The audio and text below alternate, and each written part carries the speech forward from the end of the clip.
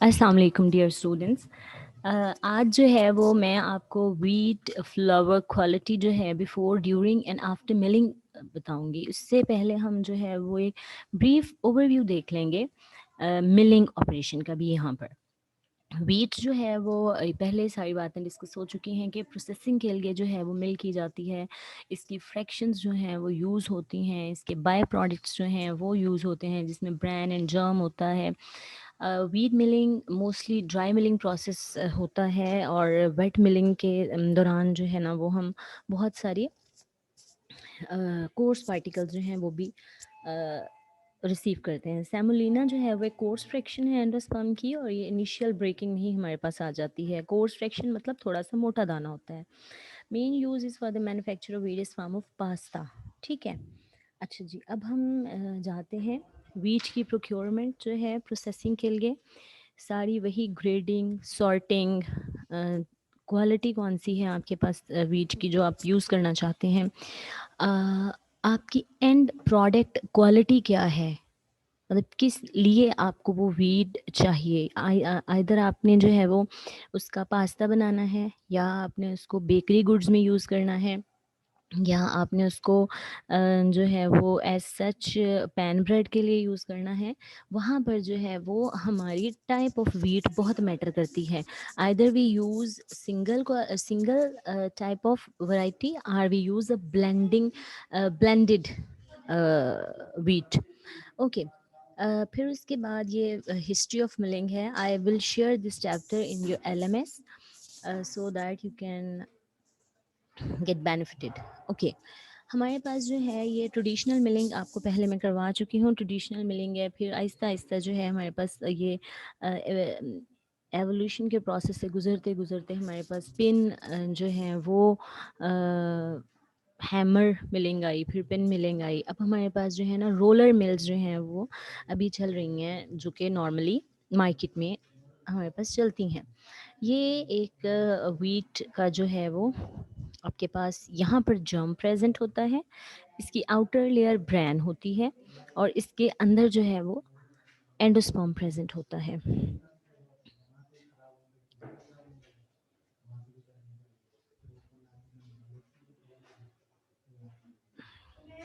Okay, wheat जो है उसकी वैसे ही क्लीनिंग का सारा प्रोसेस, सारी इम्प्योरिटीज़, आप जितनी भी उसकी इम्प्योरिटीज़ उसके अंदर होती हैं उसको आप through separators, magnet separator, aspirator, winnowing और separation on the basis of sizes, shape, specific gravity, magnetic properties, air resistance की बेस पे आप उसकी क्लीनिंग हो गई।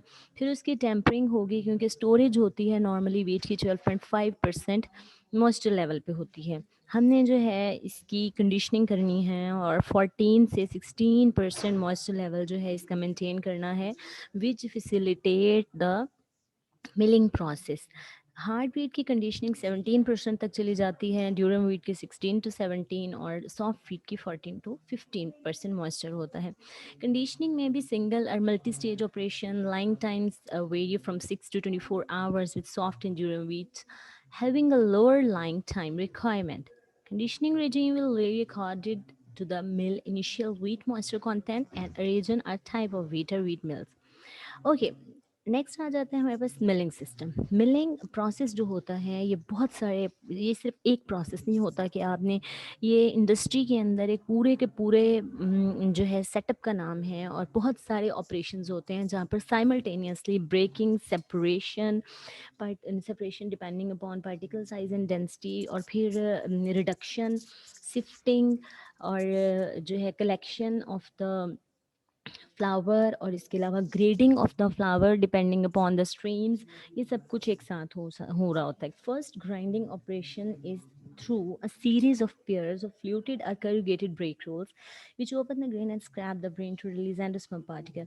4 to 5 break roll passages होते हैं, और ये जो रोल्स होते हैं इनमें दो corrugated rolls होते हैं जो कि डिफरेंशियल स्पीड के ऊपर जो है वो घूम रहे होते हैं। Sizing system grade the endosperm producing a narrow particle range, thus optimizing the performance of reduction system. Okay.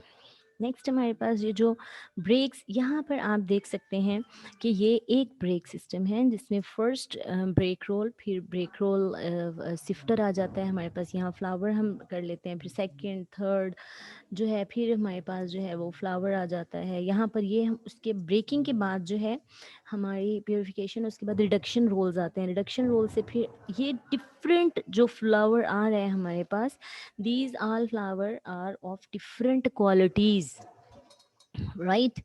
हमारे पास प्योरीफायर में ये सारे सिफ्टर्स लगे हुए हैं यहाँ पर, जो कि शेकी शेकी भी होते हैं normally to let the floor come down, और इनका डिफरेंट मैश साइज होता है, डिफरेंट साइज ऑफ होल्स होते हैं इन सिफ्ट्स के अंदर, ठीक है। इन्हीं जो होल्स होते हैं, इन्हीं इसी मैश साइज या इसी सीव्स के जो होल्स होते हैं उनके बेस पर हम जो है वो पार्टिकल साइज भी डिटरमिन करते हैं अपनी प्रोडक्ट्स का। नेक्स्ट है हमारे पास separation on particle size and density. Plain sifter separates on the basis of particle size and density. They are composed of number of tiered sieve boxes which are clothed with nylon, polyester and wire screening material. Sieve sizes are selected to allow gradual sifting or grading of bran, semolinas and flowers. Purifiers separate the fine bran from the semolina. At first जब breaking होती है ना, breaking में सिर्फ जो है वो आपका जो है वो ब्रेन जर्म और आपका एंडोस्पर्म जो है वो सेपरेट होता है, आपका दाना खुल जाता है। ये जो ब्रेक ब्रेक रोल्स होते हैं ना, वहाँ पर हम ये जो है ये सेपरेट कर लेते हैं थ्रू प्योरीफायर्स कोर्स एंडोस्पर्म को, ठीक है, जिसको हम डिपेंडिंग अपॉन, अगर ये सॉफ्ट वीट का है तो फरीना बोलते हैं, अगर हार्ड वीट या ड्यूरम वीट का है तो इसको सेमोलिना बोलते हैं, ठीक है। उसके बाद रिडक्शन सिस्टम में चला जाता है, वहाँ पर भी first main stream, second main stream, third main stream हमारे पास ये जो आती हैं। Again differences between wheat milling and durum milling, इसका ये फ़र्क है कि general mills will be dedicated to wheat और durum milling, as the two have different designs and numbers of milling machines. Compared with bread wheat, durum wheat has a shorter conditioning time and mills have finer fluting of break rolls, few reduction rolls and many more purifiers. The durum semolina produces usually about 250 to 500 micrometer. ये coarse particle size है semolina का. This is much coarser than the durum flour byproducts or flour milled from the bread wheat. ये ऐसे ही है बच्चों, जैसे सूजी का दाना होता है और आपका फाइन फ्लोर का दाना होता है, ठीक है। इसके बाद blending at the end of the flower stream जो है उन सबको कंबाइन किया जाता है, और कंबाइंड जो है फ्लावर को स्ट्रेट रन या स्ट्रेट ग्रेड फ्लावर बोलते हैं, ठीक है। The flower collected from all streams of the mills and blended together is called as straight grade flour, which is normally 72% of the total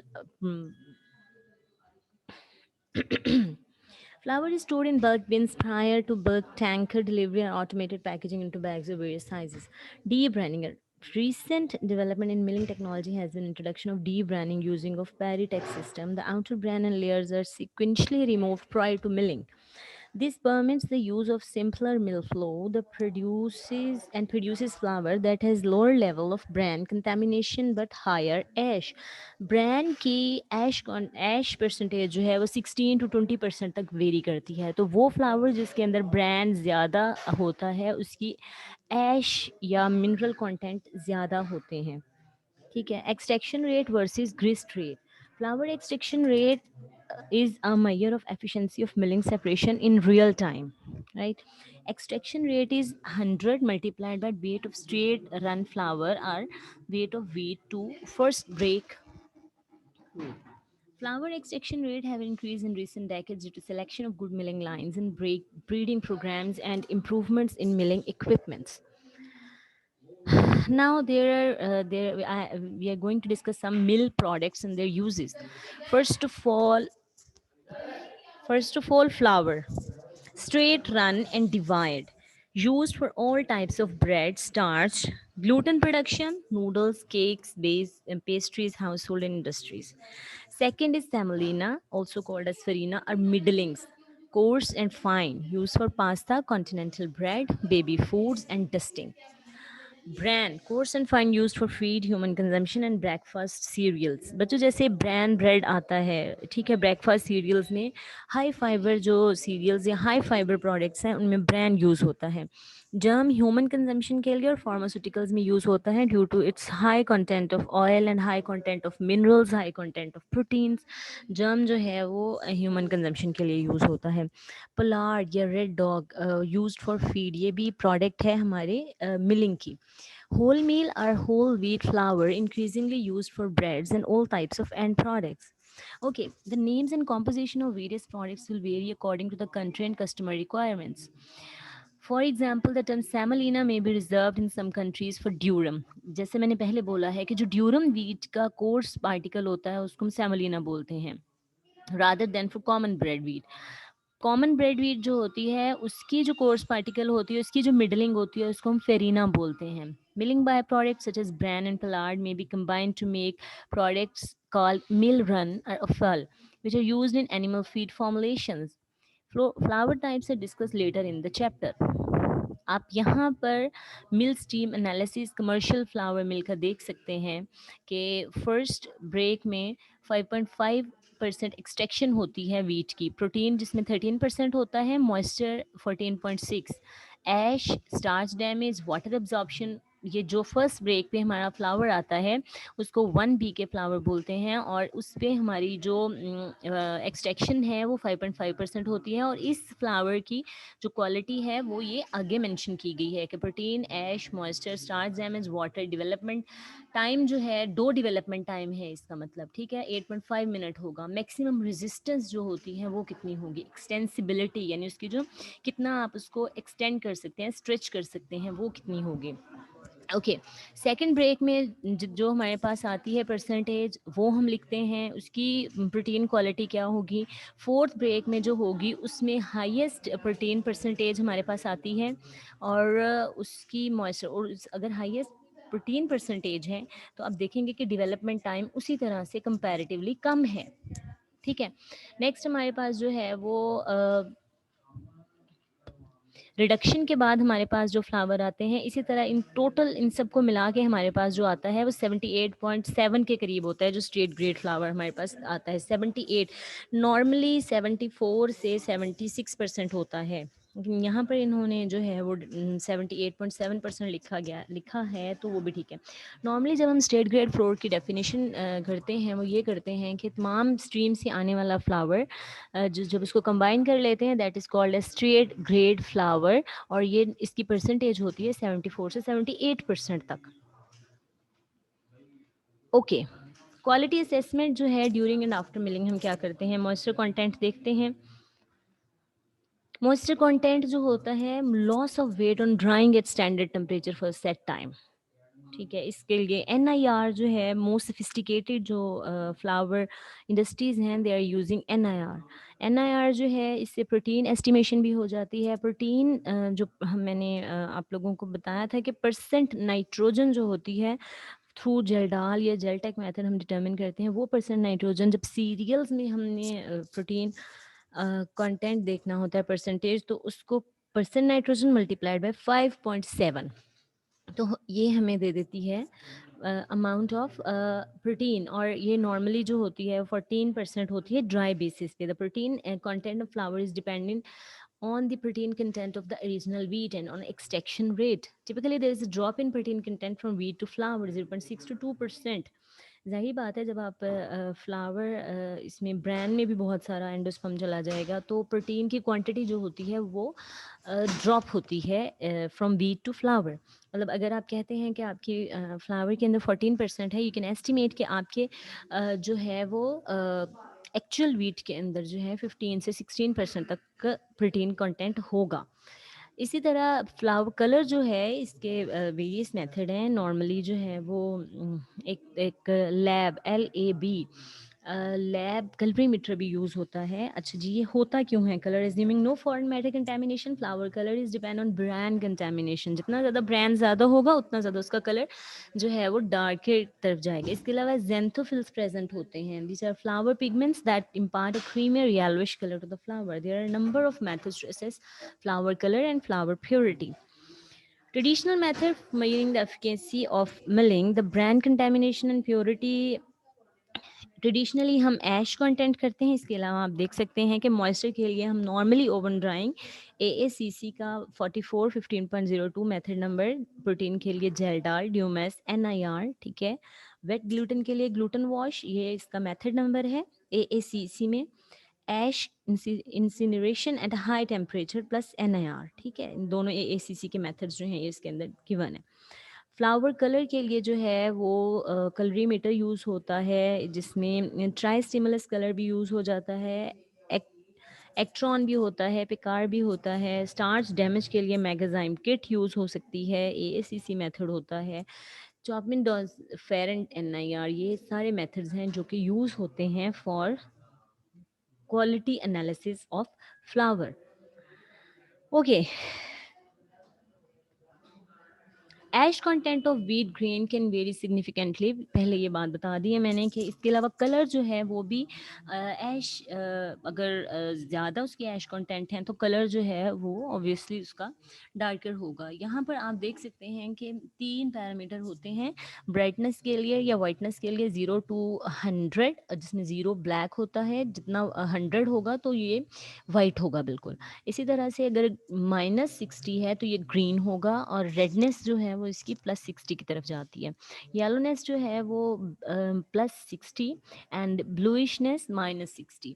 ज़्यादातर flowers की जो L value है वो मोर देन 90, मतलब वाइटिश एम्बर कलर होता है, और B value जो है 5 to 12, मतलब रेडनेस की तरफ ज़्यादा जाता है। हायर एल वैल्यू इनके more cleanly milled flour, and higher b value indicate creamy yellowish flour. Dry flower measurement have the disadvantage that finer particle size appear lighter and less yellow, resulting in an increase in L and decrease in B. Okay, आप digital images में अगर देखें तो जो है वो आपको contrast light और डार्क का नज़र आएगा। इसमें कलर कंपोनेंट ब्रांड लेयर्स के होंगे, और लाइट जो होगा वो एंडोस्पर्म का होगा। फाइन, नेक्स्ट जो है वो हम स्टार्स डैमेज और वाटर अब्जॉर्प्शन अगर देखना चाहते हैं, वो भी हम एनआईआर से कर सकते हैं। हार्ट बीट जो होती है कॉम्पैक्ट एंडोस्पर्म होता है, लेकिन ये स्टार डैमेज और वाटर अब्जॉर्प्शन के लिए हमारे पास ये वाले टेस्ट हैं, ठीक है। ये हमें दो रियोलॉजी, ये वाटर एब्जॉर्प्शन रियोलॉजी, बेसिकली वो तमाम कैरेक्टरिस्टिक्स होती हैं जो आप फ्लावर में वाटर ऐड करने के बाद आती हैं, ठीक है। जिसमें आप फर्स्ट ऑफ ऑल फेरिनोग्राफ होता है, फेरिनोग्राफ से आप देखते हैं कि कितनी वाटर एब्जॉर्प्शन उसकी कैपेसिटी है। डेवलपमेंट टाइम, पीक टाइम, जहाँ पर फ्लोर मुकम्मल तौर पर ग्लूटन का नेटवर्क बन जाता है। Arrival time and departure time, एक टाइम हो तो वो होता है जब ग्लूटन नेटवर्क बनना स्टार्ट होता है, फिर ग्लूटन नेटवर्क जब बन जाता है और उसके बाद उसकी ब्रेकडाउन स्टार्ट होती है, that is departure time. Stability mixing tolerance index, कितना जो है वो टॉलरेट करता है प्रेशर्स को और नीडिंग को। नेक्स्ट है डो लैब से, मिक्सो लैब से, एल्वियोग्राफ से आपकी सारी जो है वो डो रियोलॉजी है वो डिटर्मिन कर सकते हैं। विस्कोग्राफ है, एक्सटेंसोग्राफ है, these are all sophisticated techniques and with their relevant number in AACC manual.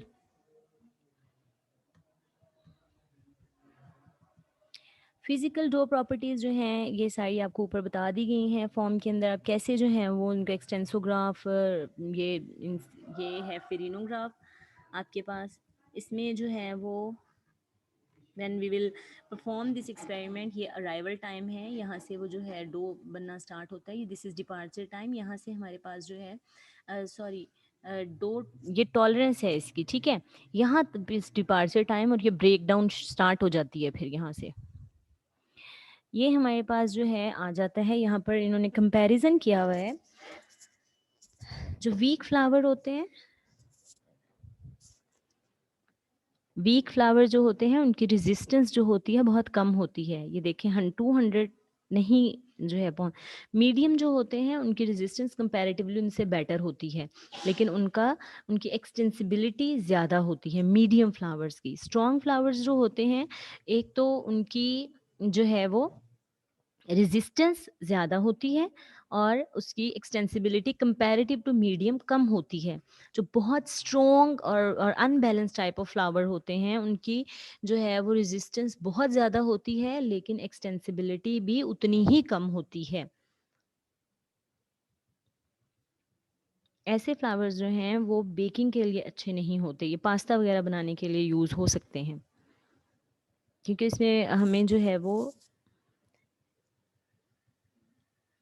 Pasting properties की जब बात आती है तो यहाँ पर हम प्रोडक्ट क्वालिटी की ऑप्टिमाइजेशन करते हैं, तो वो वाले हमारे पास जो हैं। ओके,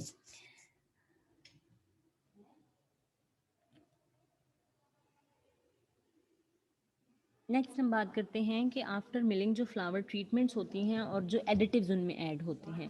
क्लोरीनेशन जो है नॉर्मली की जाती है, इनमें जेंथोफिल्स को डिस्ट्रॉय करते हैं और इम्प्रूव करते हैं लिपिड को, प्रोटीन को, स्टार्च प्रॉपर्टीज़ को, और डिक्रीज हो जाती है पीएच 4.5 तक। Flower pH can be determined using AACC method 25201।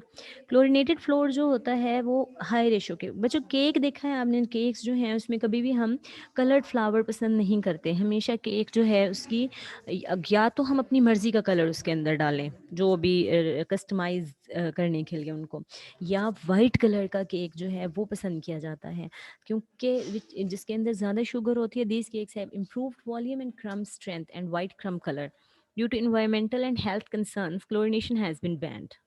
Chlorination का एक ऑल्टरनेटिव हो सकता है हीट ट्रीटमेंट, लेकिन हीट ट्रीटमेंट में क्या होता है, क्वालिटी ऑफ केक जो है वो इन्फीरियर हो जाती है to those made from chlorinated flowers, and flower cost is considerably greater. Next हमारे पास ब्लीचिंग आ जाती है। ब्लीचिंग के लिए जो हम एजेंट यूज़ करते हैं for flower whitening, that is benzoyl peroxide which bleaches a xanthophyll pigment responsible for the creamy yellow color of the flower.